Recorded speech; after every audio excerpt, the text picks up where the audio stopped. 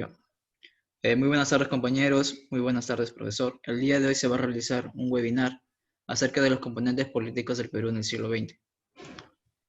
Va a empezar nuestro compañero Abraham Mijail Vega Castro.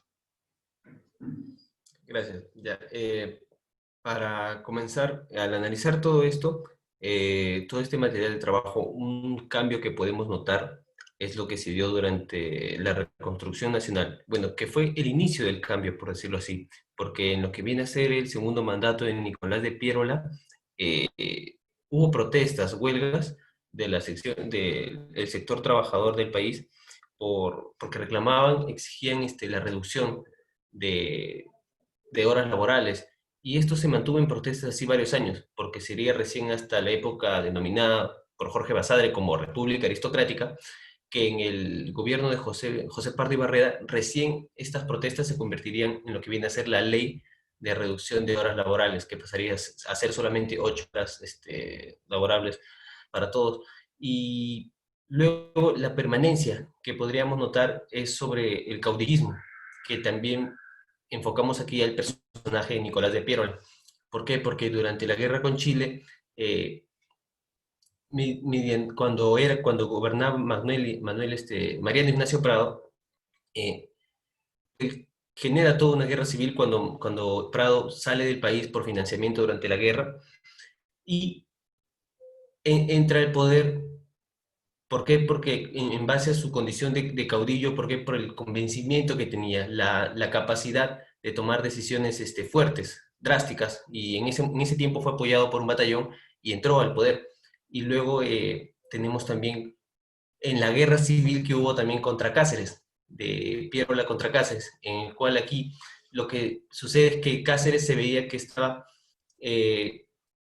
manejaba muchos hilos dentro del gobierno, y con el caso de Morales Bermúdez, el caso de Justiniano Borgoño, y lo que pasa es que se forma entre los civiles y los demócratas. En ese entonces se juntan, crean una coalición nacional, y lo que sucede es que convocan a Piérola para que él sea su representante. Y es ahí también donde se puede enfocar un poco lo del caudillismo, ¿no? La manera en cómo la población veía a Nicolás de Piérola. Y esa es una permanencia que viene ya desde años anteriores, y en ese contexto se seguía repitiendo. Abraham, lo que yo quisiera contar acerca de esa época, de la primera parte en la reconstrucción nacional después de la guerra, es el importante papel que tiene el capital inglés. Eh, En esa época ya tenía las primeras ideas liberales acerca de ver la inversión económica extranjera como una posible ayuda para el crecimiento económico. Bueno, luego vamos a continuar con nuestro compañero Leonardo Villanueva.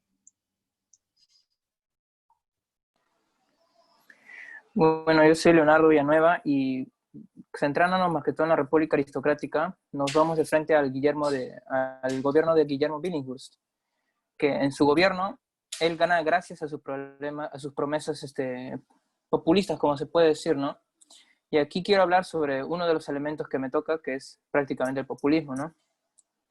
Es una estrategia política para poder convencer a la mayoría del pueblo, de la población en un estado, pero que de esa mayoría son de escasos recursos, ¿no?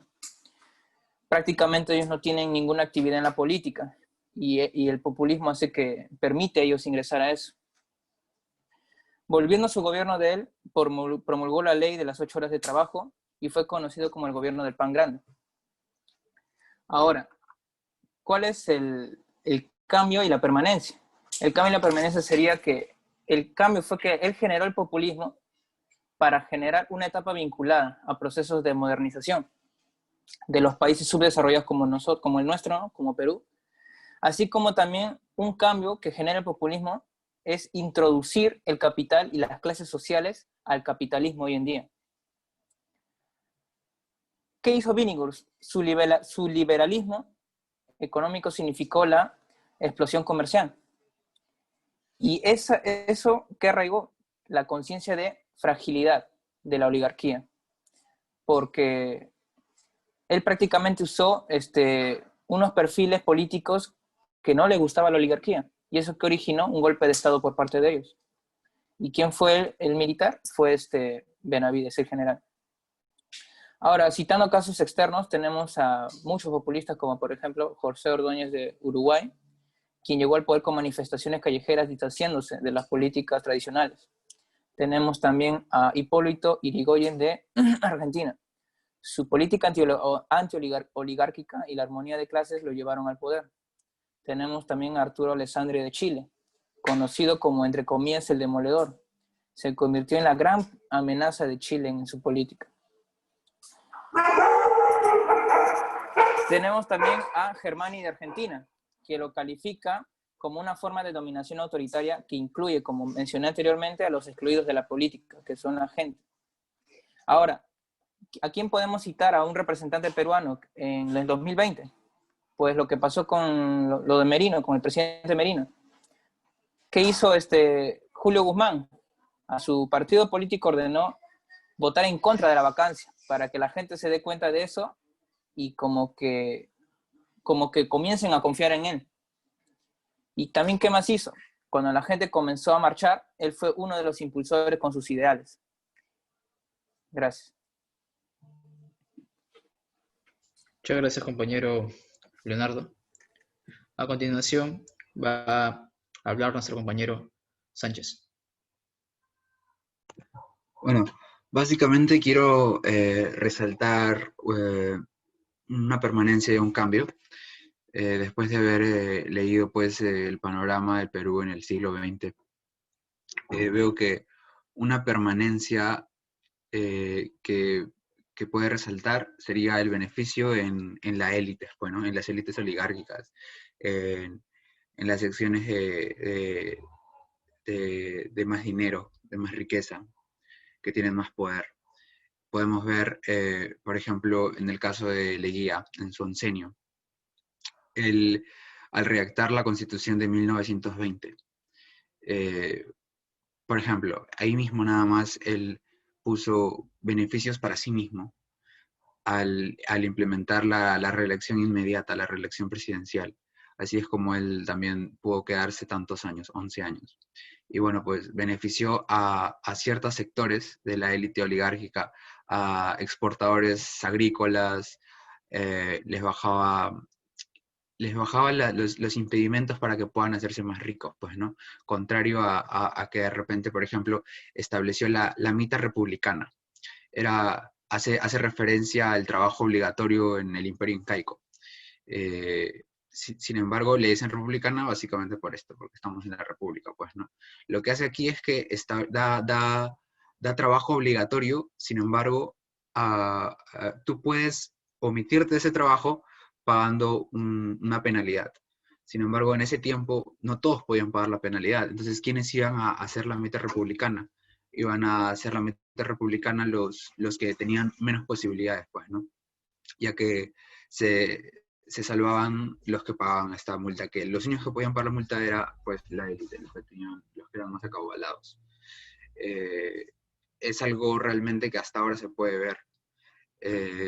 Tantas situaciones de injusticia, de repente con transnacionales, con empresas más grandes que evaden impuestos o que, bueno, pues se puede ver las situaciones de injusticia, tanta injusticia que puede haber.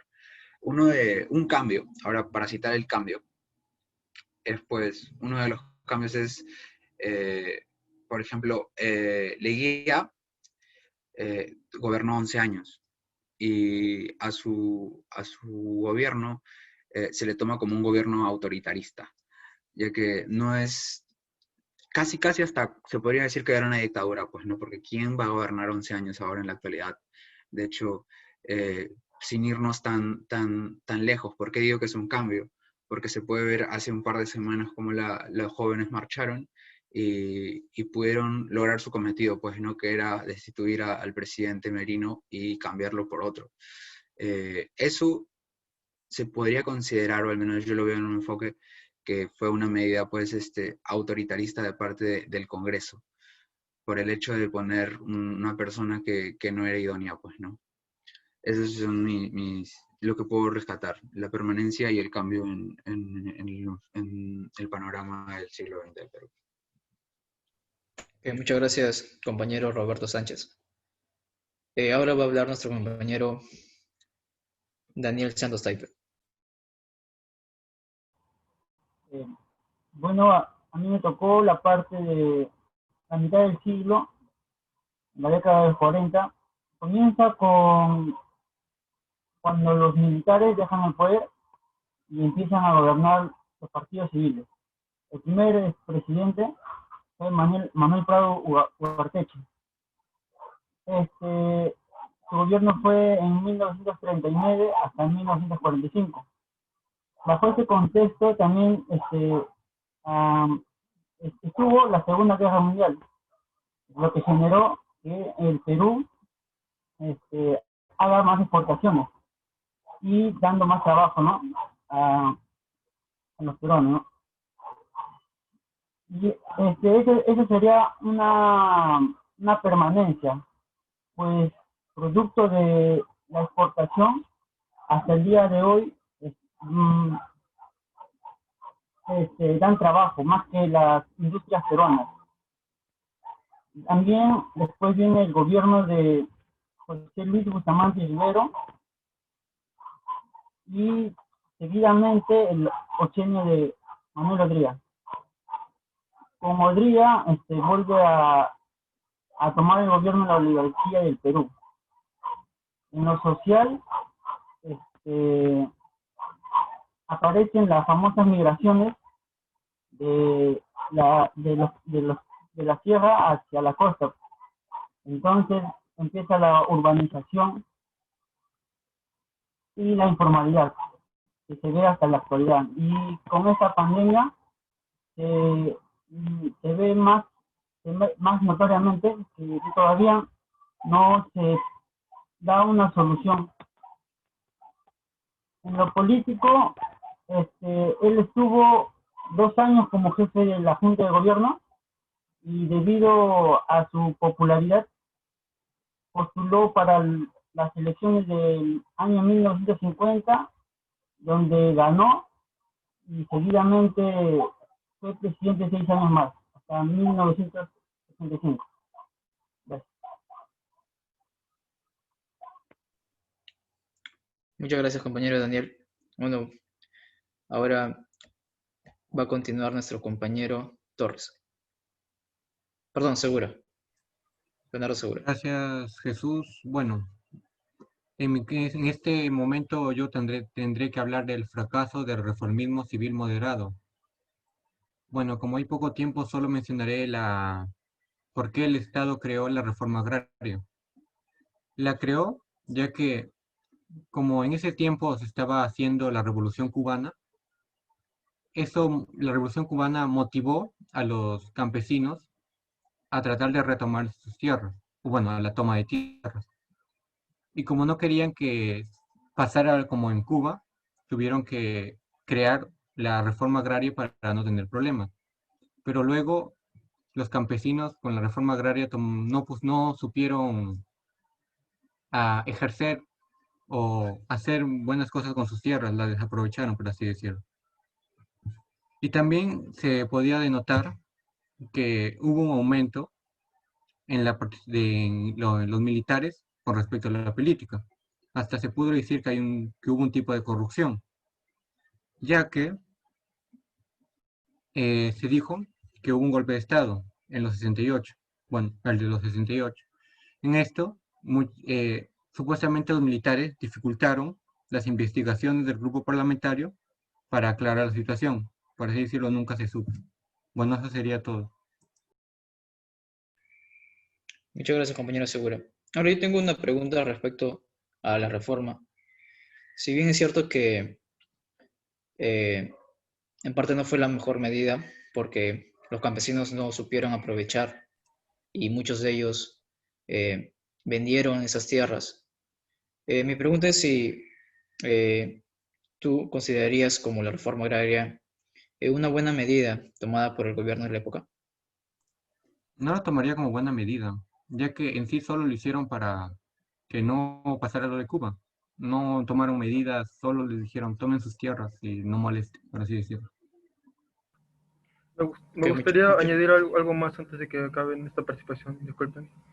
Es que, aparte de que solo les dieron las tierras, nos faltó capacitación y maquinarias, porque esto de lo de la reforma agraria de nuevo volvió en el gobierno de Fujimori, en una conversación que he tenido con mis padres.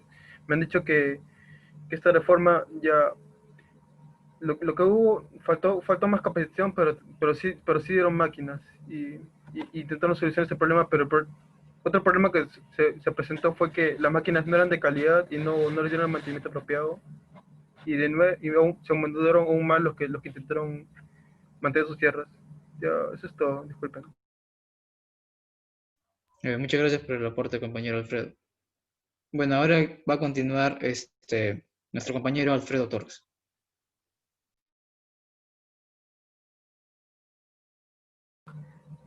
Bueno, a mí me tocó investigar sobre el tema de autoritarismo. Yo investigué dos gobiernos que son considerados como tal. El primero, el más antiguo sería el de Velasco Alvarado. En este gobierno se formó mediante un golpe de Estado contra el presidente Fernando Belaúnde. Tuvo un carácter reformista y con pensamiento de izquierda. En este se aplicó el Plan Inca, en el cual se hizo la expropiación de tierras para la gente, para darle las tierras a los campesinos y también la estación de industrias nacionales y extranjeras, con el fin de modernizar la economía nacional. Uno de los argumentos para promover este plan fue que gobiernos anteriores no tuvieron la intención de acabar con estos rezagos que tenían el desarrollo del país. Bueno, un cambio que generó esto es que, bueno, no sé saber que los gobiernos no, a pesar de todo lo que nos propongan, no quieren que nosotros, no quieren lo mejor para nosotros, sino para ellos mismos, porque después de todos los cambios que hizo Velasco, todos los cambios que se hicieron fueron cancelados, porque, por ejemplo, después de la expropiación de tierras, estas fueron devueltas a sus dueños originales debido a que todos los campesinos se endeudaron y de paso los que eran dueños presentaron una demanda contra el Estado que fue una noticia un poco reciente según fuentes que había leído. Y bueno, ellos están ganando la demanda y están demandando un montón de dinero al país. Ya bueno, otro de los cambios que vi fue durante el gobierno de Fujimori. En este gobierno se había iniciado con un aparato de espionaje llamado el SIN, el Servicio de Inteligencia Nacional. Con este se suponía telefónicamente a los partidos que se oponían a ellos y distintas personas que apoyaban esto. Bueno, después de que acabe este gobierno, se abrieron muchas empresas de inteligencia, con las cuales las personas comunes y corrientes y también las personas con poder obtenían inteligencia de los demás contrincantes. Ahora en vez de consultar a la población, simplemente tienes que consultar a un espía para que recopile información por ti y esta era una fuente confiable. Y otro de los cambios, ya sí permanente que hemos tenido por todo lo que ha pasado hasta ahora, es que la población ya no siente ningún apego hacia sus gobernantes, ya no tenemos mucha confianza en estos. Bueno, solo quería terminar con esto, disculpen. Bueno, muchas gracias, compañero Alfredo. Bueno, un cambio que yo considero muy importante, bueno, de hecho dos, es la constitución del 93 en el gobierno de Fujimori y la creación del GEIN. Bueno, primero, para hablar cronológicamente, la creación del GEIN se produce en el gobierno de Alan García en el 85. Cuando Sendero Luminoso y el MRTA empiezan a tomar importancia. Cabe recordar que en el gobierno de Belaúnde, en su segundo gobierno, ya existía, estaba surgiendo lo que era el MRTA y el Sendero Luminoso. El problema era que de alguna manera Belaúnde no quería darse cuenta de eso, porque primero lo llamó como abigeo y luego lo llamó como una guerrillera cubana. Considero que si se hubiera prestado la atención necesaria, no hubiera pasado los desastres que luego hubo. Bueno, en el gobierno de Alan García se crea el GEIN, el Grupo de Especial Inteligencia, pero que en su gobierno no dio frutos. Cuando Fujimori es elegido como presidente, es que se captura a Abimael Guzmán, el líder del Partido Comunista Peruano Sendero Luminoso, y a Víctor Polay Campos, líder del MRTA. El gobierno de Fujimori es muy criticado. En el gobierno de Paniagua se formó el CBR, que era la Comisión de Verdad y Reconciliación, la que a través de un informe pues responsabilizó a Sendero Luminoso de la mayor parte de las violaciones de los derechos humanos de la época. Sin embargo, también culpó a las Fuerzas Armadas y a los partidos políticos de ese entonces, pero que el informe no ha sido muy difundido debido a estos casos. Otro cambio que considero también importante, como lo dije, es la Constitución del 93, pero desde un aspecto neoliberal, porque lo que quería hacer Fujimori cuando ingresó al poder, pues fue implantar un sistema económico neoliberal. Como sabemos, Chile tiene un sistema económico neoliberal. A Chile sí le funcionó. Y me baso en un artículo del FMI, del Fondo Monetario Internacional, en el cual nos muestra que un sistema neoliberal sí es útil, sí es potencialmente, económicamente, muestra un potencial de crecimiento para el país. Sin embargo, tiene sus, por decirlo, falencias, que es que a pesar de crecer económicamente, la tasa de inequidad es muy alta, por lo que luego es muy probable de sufrir una crisis. La Constitución del 93 permitió legalizar las privatizaciones de las empresas públicas, lo cual en un informe escrito por Javier Díaz-Canseco, publicado en la página del Congreso, afirma que por las privatizaciones debieron ingresar 9.000 millones de dólares a la caja fiscal. Sin embargo, solo ingresaron 6 millones de dólares. En 1990, un hecho muy importante, Fujimori realiza un autogolpe en el cual disuelve el Congreso. El nuevo Congreso, con 44 congresistas fujimoristas, pues aprueban dicha constitución, la del 93. Otro evento muy importante y el que cito durante el gobierno pues, de Fujimori es el Fujichoc, el cual es considerado por muchos una medida necesaria para la época, aunque para otros es considerada como no la adecuada, a pesar de que la hiperinflación provocada por el gobierno de Alan García se pudo controlar.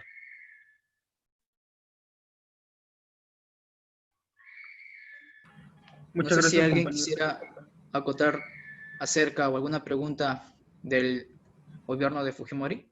A mí me gustaría mencionar algo.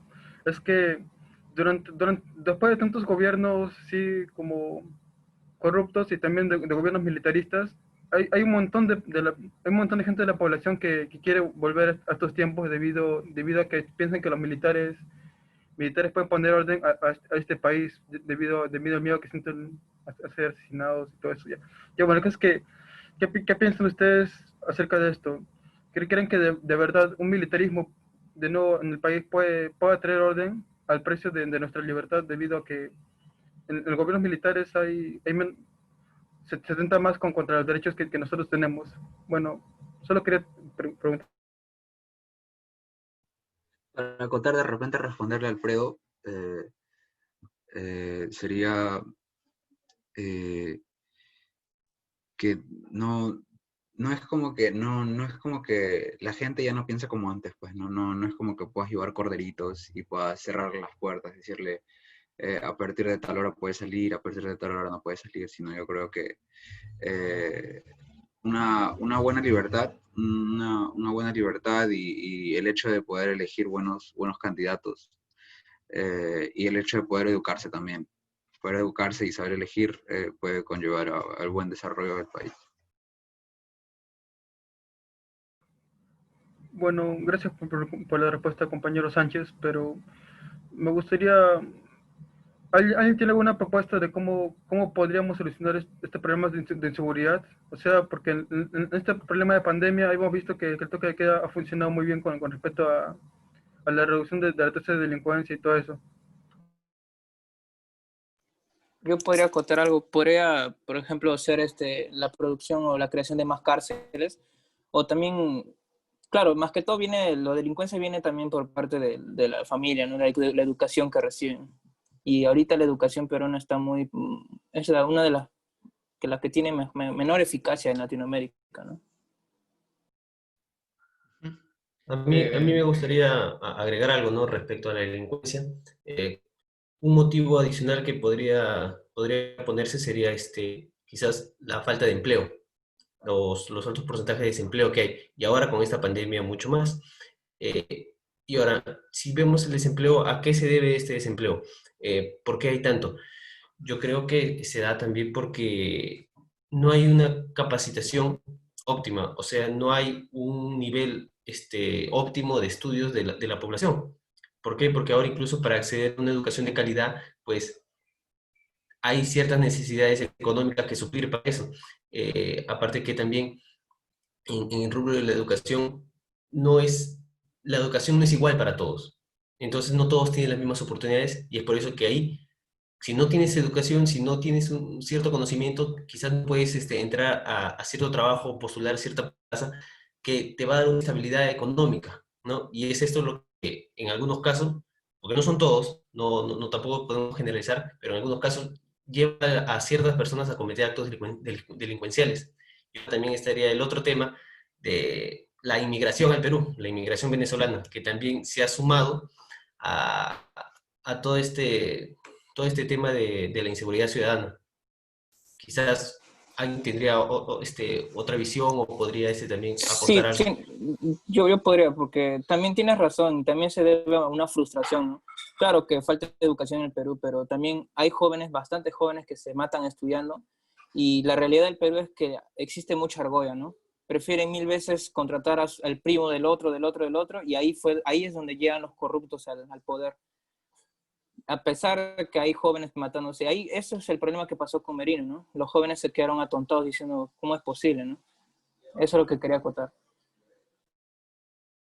Sí, es que hablar de delincuencia es un poco es más complicado, ¿no?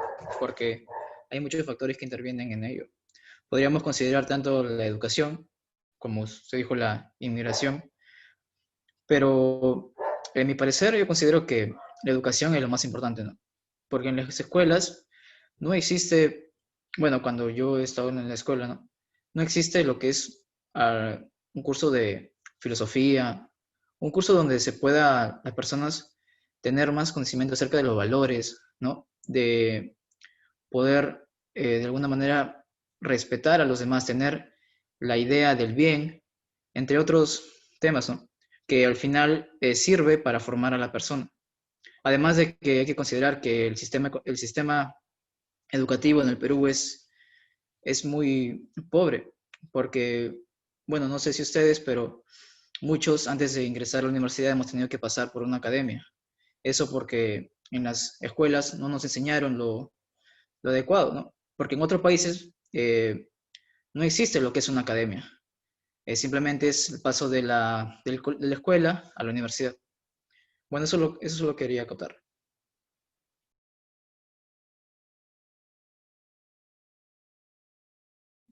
Una apreciación que quizás podríamos dar respecto a lo que es, ¿no?, la educación pública, es que yo personalmente he notado que, porque estaba en un colegio, ¿no?, del Estado, que quizás si bien los temas que se ven, el plan de enseñanza que se tiene no es tan riguroso, se le suma también que cierta lentitud en el aprendizaje que hay de parte de los alumnos y también en el método de enseñar que se tiene.